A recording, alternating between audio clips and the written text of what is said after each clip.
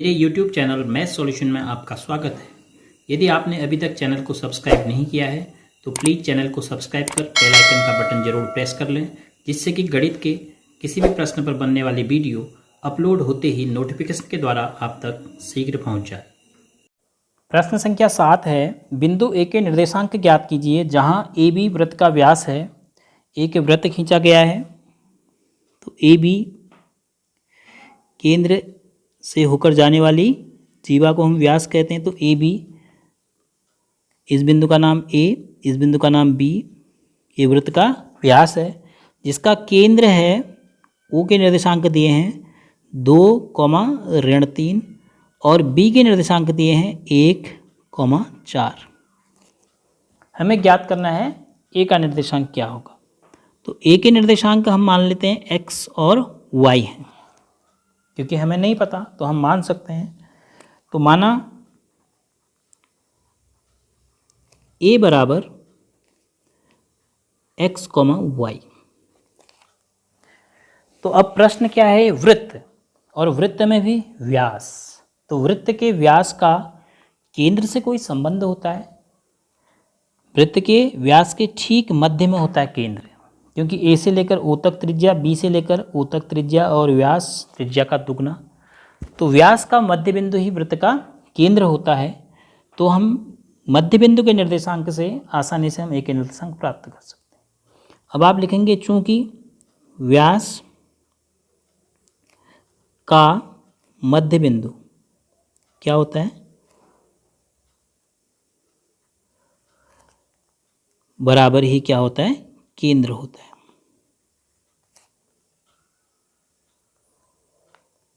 केंद्र के निर्देशांक,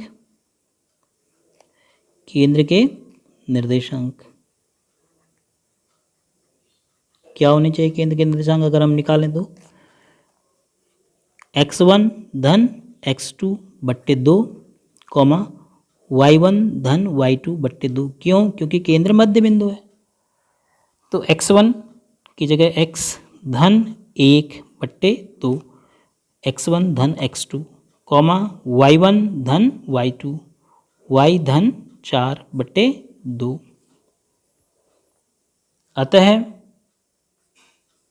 अब केंद्र के निर्देशांक भी आपको दिए हैं, क्या दिए हैं, 2, -3, ये रख सकते हैं आप।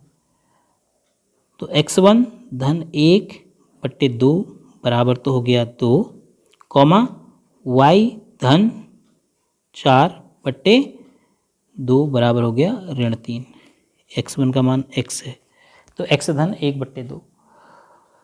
तो x धन 1 बराबर हो गया 2 दूनी 4, और इधर हो गया y धन 4 बराबर 3 दूना -6। तो x बराबर 4 -1 हो गया, दूसरा निर्देशांक y बराबर -6 -4 हो गया। तो x का मान आया 3 और y का मान आया -10। तो a के हमें निर्देशांक ज्ञात करने थे।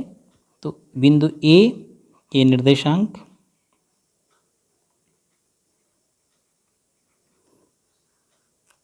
बराबर 3, -10।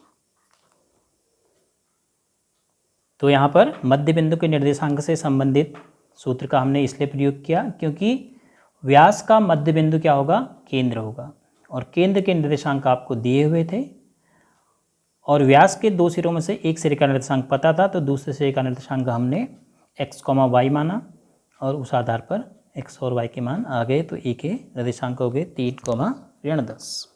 प्रश्न संख्या 8 है, यदि a और b क्रमशः -2, -2 और 2, -4 हो तो बिंदु P के निर्देशांक ज्ञात कीजिए ताकि AP बराबर 3/7 AB। इसको हमें समझना पड़ेगा कि AP बराबर 3/7 AB का क्या मतलब है, और P रेखाखंड AB पर स्थित है। तो देखो AP बराबर दिया है 3/7 AB, क्योंकि यहाँ पर गुणा का चिन्ह होगा। तो अगर मैं AB का पक्षांतर करूँगा तो AP/AB बराबर आपको मिलेगा 3/7। अब जिस प्रकार हमें प्रश्न दिया गया है उसी आधार पर हम एक चित्र बना रहे हैं। तो ए बी रेखाखंड पर ही बिंदु P है, तो ये बिंदु A है, ये बिंदु B है और इसी पर बिंदु P है कहीं पर। और A के निर्देशांक हैं ऋण 2, ऋण 2 और B के निर्देशांक हैं 2, ऋण 4। अब हमें P के निर्देशांक ज्ञात करने हैं। P के निर्देशांक x, y हमें ज्ञात करने हैं। अब दिया है कि यदि AP 3 है तो इसको आप ऐसे समझेंगे, देखो AP 3 है तो AB 7 है, तो अर्थात A से लेकर P तक कितना है, 3 दिया है अनुपात, तो A से लेकर B तक 7 है। अगर यहाँ से यहाँ तक 3 है तो यहाँ से यहाँ तक 7 है, तो यहाँ से यहाँ तक कितना बचा, 4। पहले अनुपात हमें समझना है, तो इसमें आप ये भी लिख सकते हैं इम्प्लाइज दैट AP बट्टे BP बराबर 3/4। चित्र से आप अच्छी तरह समझ सकते हैं, उसके बाद इसलिए हम लिख रहे हैं AP और PB 3:4 क्यों होगा, क्योंकि यहाँ से यहाँ तक 3 सेंटीमीटर है, यहाँ से यहाँ तक 7 सेंटीमीटर है, तो यहाँ से यहाँ तक 4 ही सेंटीमीटर तो होगा। तो AP और BP का अनुपात हमें मिल गया 3:4। तो अब तो बहुत आसान है, तो विभाजन बिंदु के निर्देशांक का हम सूत्र लगा देंगे।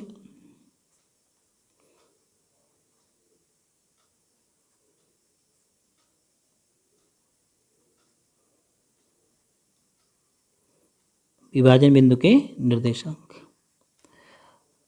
अगर आपको याद करने में परेशानी नहीं होती है तो इकट्ठा भी निकाल सकते हैं आप, मतलब इकट्ठा भी आप दोनों निर्देशांक निकाल सकते हैं। M1 x2 धन M2 x1 बट्टे M1 धन M2।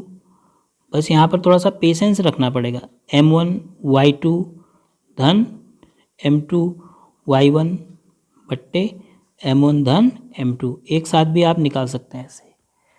तो बराबर M1, अब हमें सूत्र से कोई मतलब नहीं है, 3 गुणा 2 करेंगे, 3 गुणा 2 धन 4 गुणा ऋण 2 करेंगे बट्टे 3 धन 4, कॉमा फिर 3 गुणा ऋण 4 करेंगे, इधर का अनुपात इधर के निर्देशांक से गुणा होगा, जो निर्देशांक निकाल रहे हैं अब हम y निकाल रहे हैं, धन 4 गुणा ऋण 2 होगा, y निकालेंगे तो ऋण 2 से इसलिए गुणा करेंगे क्योंकि y निर्देशांक है, बट्टे 3 धन 4।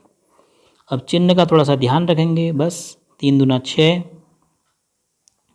ऋण 4 दूना 8 बट्टे 7, कॉमा 3 चक्को 12 है, ऋण 4 दूनी 8 बट्टे 7, तो 6 में से 8 ऋण 2 बट्टे 7, कॉमा यहाँ ऋण 20 बट्टे 7। तो P के निर्देशांक आ गए ऋण 2/7 और ऋण 20/7। तो यहाँ पर अगर आप 3:7 ले लेंगे जल्दीबाजी में तो आपका प्रश्न गलत हो जाएगा। ये समझना जरूरी है कि यदि A से विभाजन बिंदु, एक बिंदु से विभाजन बिंदु की दूरी आपको पता है, दूसरे बिंदु से विभाजन बिंदु की दूरी फिर पता करनी पड़ेगी, उसी को तो हम अनुपात कहेंगे 3:4 जैसे हमें यहाँ पर मिला। तो फिर उसके बाद विभाजन बिंदु के निर्देशांक के सूत्र से आसानी से सवाल हल हो जाएगा।